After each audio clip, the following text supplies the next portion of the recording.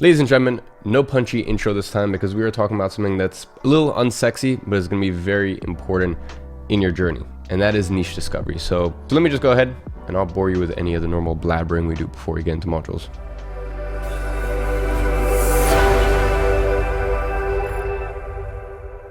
As I said, ladies and gentlemen, this module is about niche discovery. Now, in today's teaching, we are going to go over defining a niche, a tale of two agency owners, marketing message and offer, the 3 green lights to move forward with a niche, how the current socioeconomic climate affects niche selection, becoming engrossed in your niche research plug and play, closing the disconnect between you and your niche, and climb to the top of the mountain and how to stay there.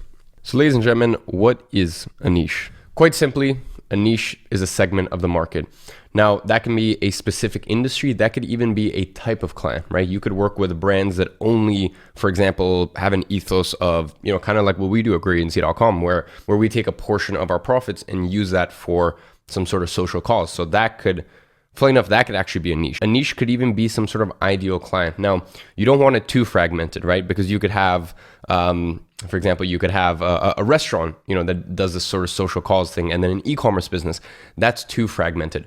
But a niche that you could have, for example, is, e-commerce businesses that have this sort of social component to them as well, right? When you marry those two up, then you're really starting to dial in and you're really starting to have a very compelling message in terms of who is it that you're looking for. Now, you might be wondering, Iman, why niche down when you could just have multiple? Well, it comes down to the narrow and deep approach compared to the wide and flat. And ladies and gentlemen, really what the narrow and deep approach is that you're a specialist.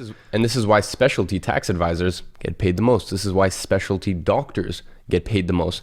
Literally any sort of service provider you can think of, when they specialize in one industry and they're truly the best of the best, because here's the thing, when you're working with a generalist compared to a specialist, it's not really like, it's not even like 50% better, which is still massive. It's thousands of percents better, many multiples better, right? Because the specialist has just done so much more work in that field. And that's why for your clients, it's so important for you to specialize, not even just in terms of market message, but just in terms of your own personal fulfillment from running this business. When you know that you've seen some shit and you know that you have navigated some stormy seas for previous clients, that gives you a lot of confidence going forward with your future clients. Now let's talk about the tale of two agency owners. So we have one agency owner, right? And they decide, why niche down when I could just target 4 or 5 different niches? And the issue with that is they struggle to get paid well from clients because, as I said, the clients just view them as a generalist and not a specialist. And because of that, they don't make specialist kind of money. And let's talk about other aspects of the agency because their operations are a shambles. It's like every single new client they have to bring on, it's a totally different process, right? They can't plug and play, they can't SOP, they can't really streamline and bring their agency together in a cohesive manner. Because as I said, the way that you execute is very different between these various niches. Now let's talk about the other agency owner who decides to listen to me. They niche down, they specialize with one specific industry, and for that reason, they command high fees, and they do it with full confidence. When they state their price, they don't squirm, they don't second guess themselves, because they know if you want to work with the best of the best in this specific industry, then we're your go-to. And the reason that is because, let alone in terms of having the right market message, and actually in the first place, having a market message you can go out and take to your niche, they have amazing industry specific case studies. And then when a client comes on board, everything is streamlined, right? Because at the end of the day, we are still in the service-based business, right? We run a service, okay? But so for that reason, we can never fully productize our service, but we damn well can get as close as humanly possible. And really 80% of the job is just slotting new clients into this predetermined and pre-built machine. And that's why, for the most part, if you're niche down, getting clients results is really just a walk in the park. Now let's talk about niche marketing message and offer. Now, this is very important to remember, guys, and this is available as a printout down below. A person who tries to appeal to all will stand out to none. And I quoted myself there, but I'm sure someone has said that before. So yeah, apologies to whoever actually said it.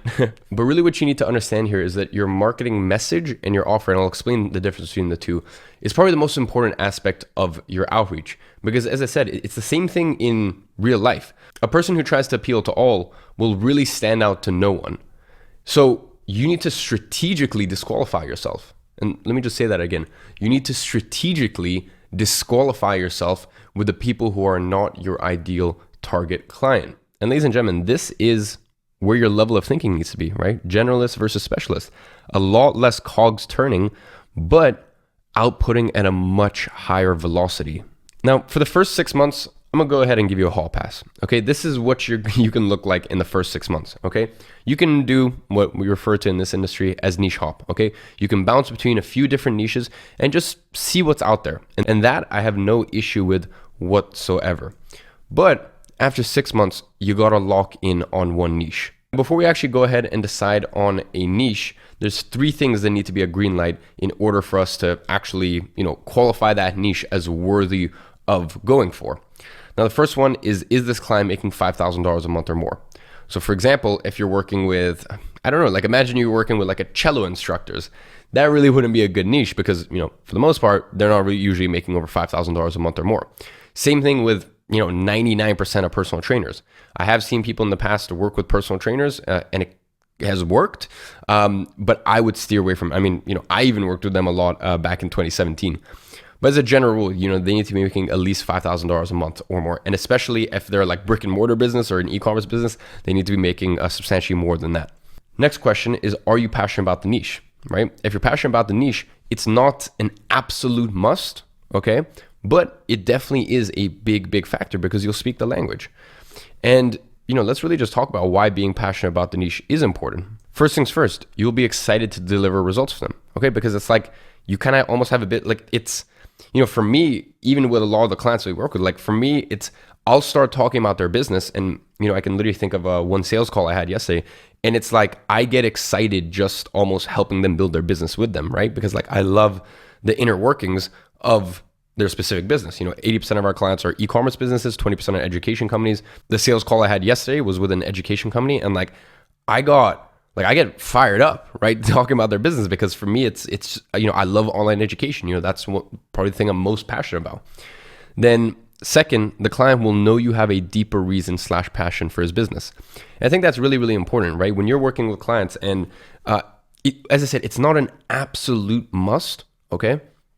But when the client knows that like, hey, this person actually like has an affinity towards this industry. Like they have and I've seen it. I'll give you a perfect example, right?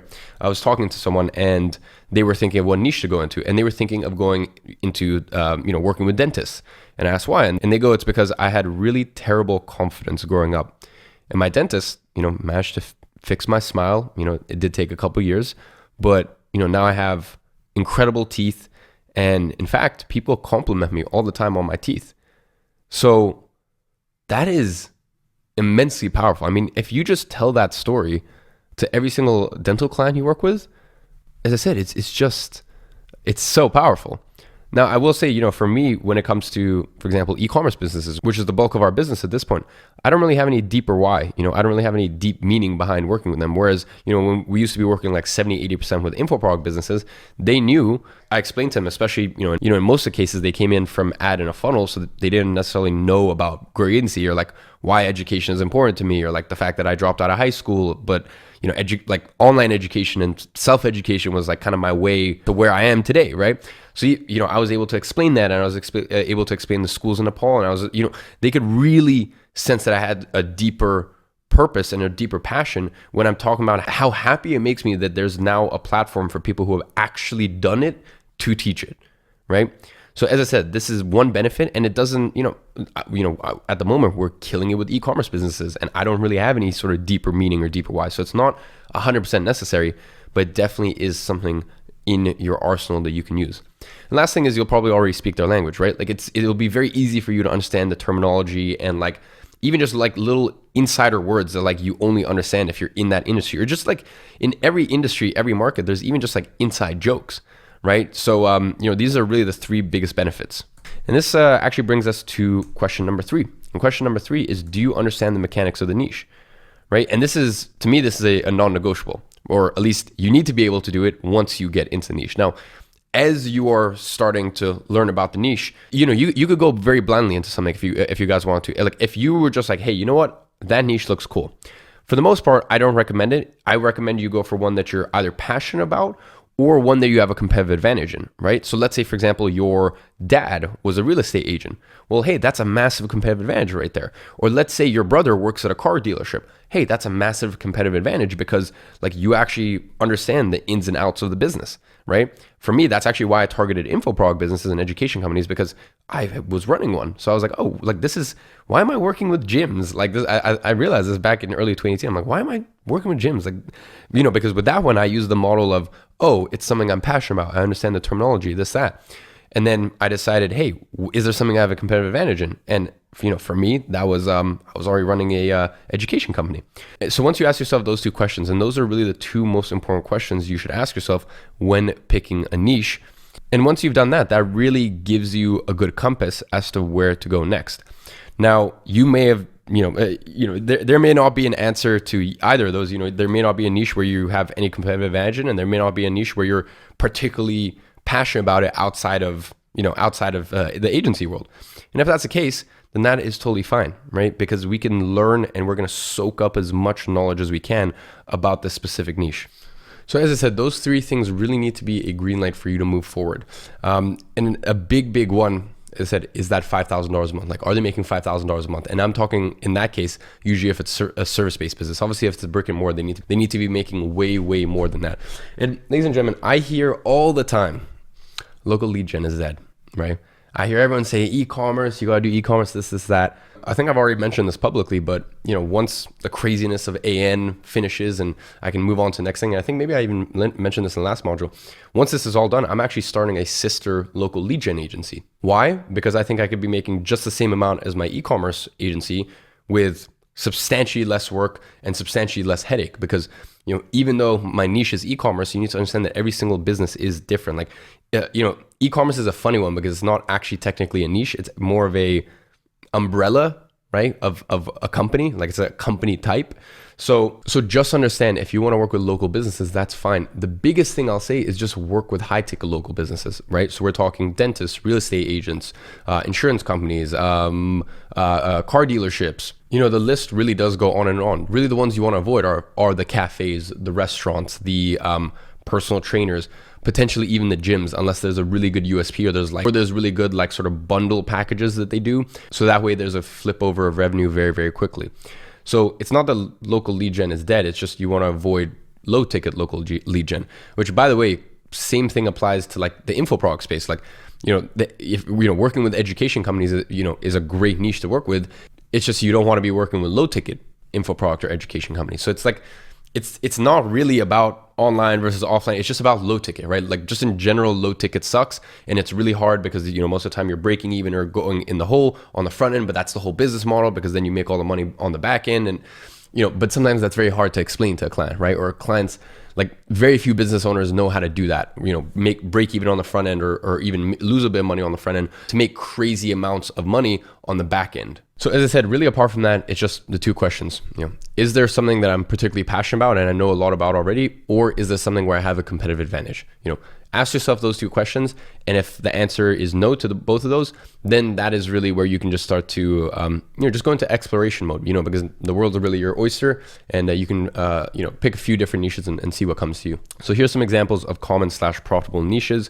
Gyms, as I said, gyms, very specific ones, so bear that in mind. Gyms, dentists, e-commerce, real estate agents, coaches/consultants, cosmetic surgeons, that's a very high ticket one. Restaurants I need to remove. Restaurants, I do not recommend. Now, this is ones that people have done, but I just stay away from restaurants, trust me. Car dealerships, great one. Accountants, another great one. Pest control, once again, can be a very high ticket service. Watch dealers, once again, obviously a very high ticket service. Chiropractors, once again, high ticket service, and something where like you'll come in and they'll be like, okay, like this is, you'll come in for initial consultation and they'll be like, okay, this will be a 12-week process. When you work with a chiropractor, everyone knows you don't come in once. Like it's a actual commitment, right? You're going to commit, and then hopefully you're going to walk away with a lot less back pain. So chiropractor is another great one. Hair salons, funnily enough, a lot of the like extensions and stuff like that, like getting into the hundreds and hundreds of dollars. Like some of these hair salons, like Man, like being a girl is expensive. Insurance, another great one. Solar niche, another great one. Automotive repair shop, once again, a lot of high ticket stuff that they offer. Info product businesses, right? So slightly different from coaches to consultants. Coaches to consultants, that's usually like a high ticket program, or maybe even a done with you. Info product business, obviously just course without usually any additional support. And personal trainers, which once again, I need to remove unless you've got a personal trainer who only sells people on these like bundles or packages. But yeah, if I were you, the two from here that I really should have removed is personal trainers and restaurants. Next is understanding the current socioeconomic landscape and really how that affects your niche selection. The main thing is you want a stable niche, a niche that's growing, or a niche that's actually going through a process of transmutation. Okay, so really one of those three. You want to avoid a dying niche. Now I'll give you an example of a dying niche, right? A dying niche could be, for example, something like commercial real estate. Not to say that people don't need offices and this and that, but it's just not like, why would you work with a niche that's on a decline, right? Because every single year, remote working becomes more and more and more common, and commercial real estate becomes more and more and more obsolete. Let's talk about another example, hotels. Not to say that hotels are necessarily a bad niche, but with the craziness of everything that's going on in the world, it's probably not the best time to work with hotels because you never know, when something's about to get shut down, when it's not, this, that. Now, granted, luckily you can have clients all around the world, so you can really kind of mitigate your risk with that. But in general, like it's just one of those it's too turbulent, right? I wouldn't say hotels are like a dying niche, whereas commercial real estate, we're going away from that direction. People still want to go to hotels. People still want to go abroad. And what it is you really want a niche with good stability. And even if you're looking at, for example, something like e-commerce, there are segments of the market that you probably want to stay away from because, as I said, maybe they're too turbulent. Maybe it's also even a seasonal thing. That's another thing that you can think about is a lot of businesses, especially some of the e-commerce brands that are, more clothing stuff, they're very seasonal. Do you want to deal with that? Do you want to deal with the headache of, having terrible sales 8 months a year for your client, and then 4 months it's absolutely crazy and it's more money than you know what to do with, or your client knows what to do with, but do you really want to deal with that? Now let's talk about some growing niches. One, for an example, is something very close to my heart, which is gray market watch dealers. Now, for those of you guys that don't know what that is, basically you're still buying a brand new watch, watch paper, watch box papers, never worn, but for example, a watch like this, for me, like it, obviously I'm crazy. Like I have like 25, 30 watch collection, right? But there's some people out there who literally buy watches and then just go and sell it. Cause this watch is like 24,000 pounds, I think. And you can sell it, the market value is roughly around 35,000 pounds on it right now. Or I'll give you an example of the watch I got right before this, my Patek Philippe 5968. That is 38,000 pounds, and the cheapest you can get in Europe is 115,000, right?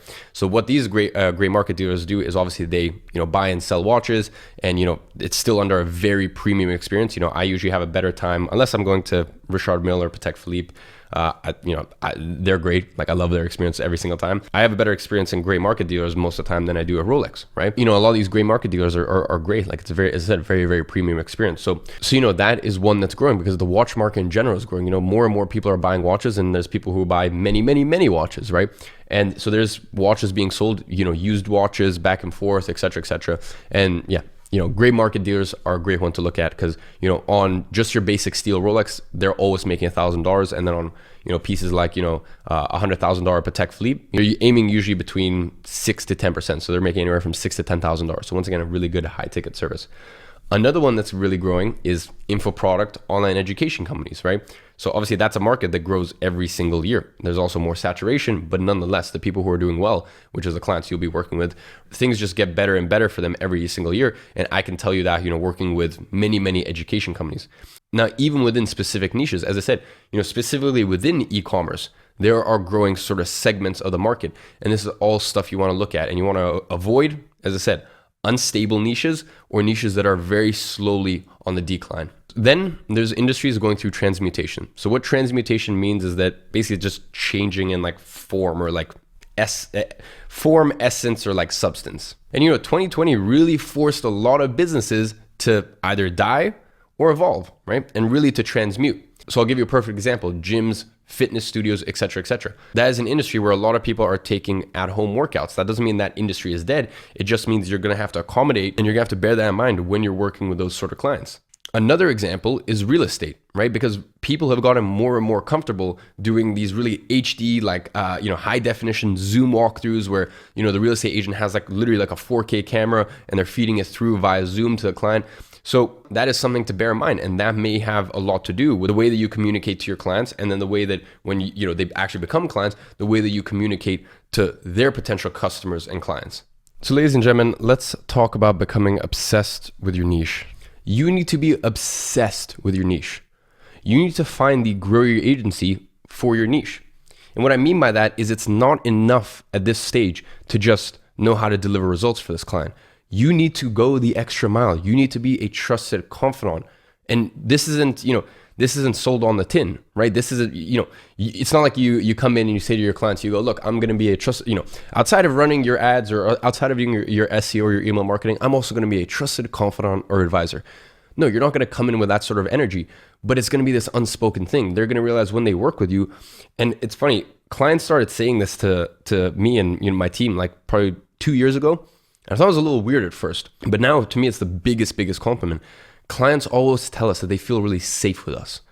And what a massive compliment, as I said. Like, you want your client to feel that no matter what email deliverability throws at them, no matter what Facebook throws at them, no matter what, social media throws at them, no matter what the actual service throws at them, like, you're there in a much more meaningful way than just, as I said, the service delivery side of things. Like, you're there and you understand their business and you can give insightful tips on how to grow their business because you're in such an insightful position where you're working with, 3, 4, 5, 10, 20, 30, however many people in their industry. So you get to see from a high level view the back end of all these different businesses. So you can advise all of them, right? And as I said, you can be a trusted confidant to them. So what you need to do is, as I said, not only learn the service delivery, but you need to find, who is the grow your agency for realtors, right? Like, who is the best person at helping realtors grow their practice? And you need to understand all the stuff outside of your service as well. Right? So you literally need to be subscribed to podcasts, YouTube channels, maybe even buy programs, at a later date of the industry leaders for helping your niche, right? So for example, with me, when it comes to e-commerce, I know e-commerce like the back of my hand, right? Out of my 4 businesses, it's not really my focus. Gadzi is just this organic fun thing, but I know it like the back of my hand, and so does my team. And especially when it comes to education companies, that I know better than anyone else, honestly. Like, between GrowYourAgency.com and the fact that we've lasted so many years, right? And, in this industry, in the education space, people are interested in an education company for 18 months, 24 months, and then they get bored. So for us to build what we've been able to build and stay at the top of the hill for this long is nuts. Right? And not only that, but to keep innovating every single year the way that we do, I have so much insightful knowledge for my clients. And as I said, my clients feel safe with me. So you may not be at this point right now. You may be working with the solar niche and you might be like, Iman, like, relax. Like, I just need to figure out how to get them results first, let alone like tell them how to run their business. I totally understand that. And that's something that you'll get to later down the line. But as I said, the biggest compliment that a client could give you is that they feel safe with you. Like, that's so special, right? And as I said, when you can do this research outside of just the service delivery stuff, and you can really understand their niche like the back of your hand, that is extremely powerful. And that's really just a beautiful segue to go into the niche research plug and play. So ladies and gentlemen, this is the niche research plug and play. Now look, when you are signing a client, it's 50% about universal sales principles, but it's also 50% about niche specific language. Okay, they need to know that you understand and care about their niche. Okay, so let's go ahead and run through all of this. So the homework is I want you to spend all of tomorrow researching the niche, then create a Google Doc to fill out the questions at the end of this plug and play sheet, okay? Make sure you write down your findings in a notes tab so you can compile them together, right? So tomorrow when you're doing all of your research, make sure you're writing down this knowledge in a notes tab, okay? Or just wherever, whether that's Notion, Apple Notes, Bear, I don't care. And that way you can congregate it all together inside of Google Notes. Step number 1, understand the business model. Now, before you can actually get clients in the niche or get results for them, you need to understand the core of their business model, okay? For this, I recommend you watch some videos online about the business model itself. YouTube is a great place to start. So things you might look up: how to open a gym, how to become a realtor, or how do realtors make money, how to open up a restaurant, how to become a chiropractor. Okay, you need to understand what process did they get to end up in this industry, to end up in this business? Okay, like what did they have to face in order to get where they are today? Next thing is get some benchmarks, okay? You really want to understand the business. So things like, what does the average, your niche make a year? Like, what does the average chiropractor make a year? Or what does the average solar company make a year? What's the average profit margin of a solar company? Or for example, a gray market watch dealer, or for example, an e-commerce business, right? E-commerce is a little bit more tough. But let's say you want to niche down even further. For example, a clothing e-commerce business. How many employees does the average whatever your niche have? And what sort of expenses does your niche have in general? Then you want to start looking at some marketing specific tactics, okay? So out there is a lot of agencies who've gotten good results and they want to share this as a case study, right? So you can actually go and they're using this to get more clients, but we can actually use it to get a better understanding of how they're getting results for their clients, okay? So you can look up how to get results for your niche with your service, or your niche marketing case study, or your niche, your service case study, okay? And you want to read over all of these strategies. And then finally, you want to end off with a niche research questionnaire, okay? First question, what is the average revenue of a client in your niche? Next, what is the average expenses of a client in your niche? Next, how many employees on average does your niche have? What is the average profit margin in your niche? What is the toughest thing about being in that niche? What scares your potential client the most? What are some buzz phrases in that niche? And lastly, what is the best offer to run in that specific niche? So ladies and gentlemen, all these questions, I want you to spend as much time as possible tomorrow researching your niche. And even if you know a lot about your niche, then obviously no need to research. Just go ahead and create that Google Docs and fill this out. Ladies and gentlemen, the last thing that I want to talk about is the disconnect between you and potential clients. Because here's the thing, I understand right now there's a bit of a disconnect for you, right? There's a disconnect between you and your potential client. Because here's the thing, I understand right now there's a disconnect between you and your potential client. But I really just want to say that it's natural, okay? Kind of like when you first start talking to girls or boys or whatever it is for you. It feels like there's some distance, like there's a disconnect there, right? Like you don't really know how to engage with that energy. And it's gonna be the same thing with clients, right? And it's gonna be the same thing with your niche. Like at first, it's gonna feel like it's almost like an awkward date, like you don't really know how to engage, okay? After you do outreach and you do a lot of it, that feeling gets better. And I mean, once you have your first discovery call and you actually get in a sales scenario with a client, let's not even say sales, right? Don't even imagine sales, but you get in an environment where you can have a good conversation with someone who's in your industry, your niche, right? The whole world opens up to you. And then once you get that first client, I mean, that's when everything changes, right? Because now you feel entangled with your niche. Like you feel like you almost feel like you belong, right? Like it's this feeling of belonging finally. So I really just want to say right now, if it feels like there's such a distance between you and your potential clients and your niche, just understand that with that niche research plug and play, that brings the distance closer. And having that ammo of that niche research plug and play, having that ammo, then when you do outreach, that brings you closer. And then when you have your first discovery call, that brings you closer. And then when you finally sign a client, I mean, you really start to feel like you're in your element. So ladies and gentlemen, this is available for download right below this video. The disconnect between you and your prospects is normal when you start. And as I said, after you do outreach, you feel more connected to your niche. After you have a discovery call, you feel more confident in your niche. And after you close a client, you carry yourself differently. So ladies and gentlemen, the action step for today is I want you to complete that niche research plug and play sheet. Ladies and gentlemen, there is not much else to say apart from that. It has been a pleasure as always. I'll catch you guys in the next one.